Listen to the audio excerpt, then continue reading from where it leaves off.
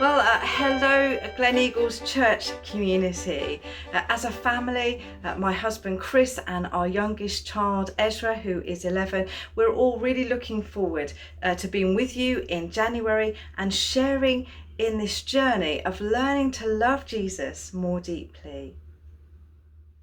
In this Christmas season, I've been reflecting on one of the names given to Jesus. It's in Matthew 1 verse 23. It'll be familiar to most of us, and it's the name Emmanuel.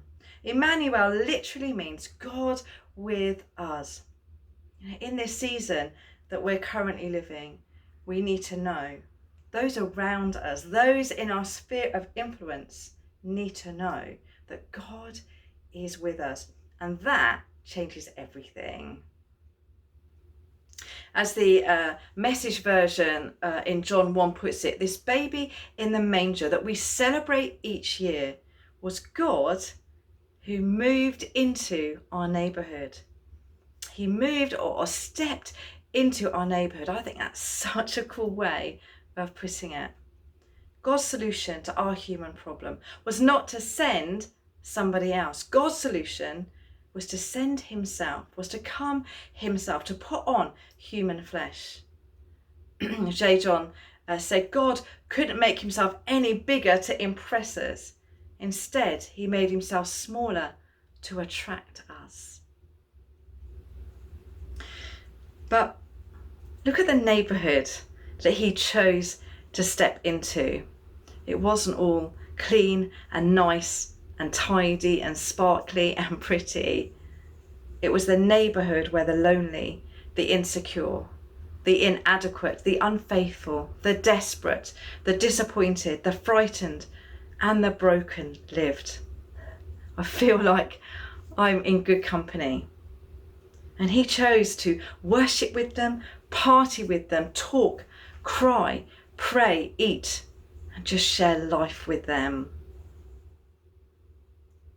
The invitation of Christmas is for you and I to allow Jesus to step into the neighbourhood of our hearts, its murkiness, its insecurities, its unfaithfulness, its pain, and for us to choose to step into all that Jesus is and all that Jesus has for us.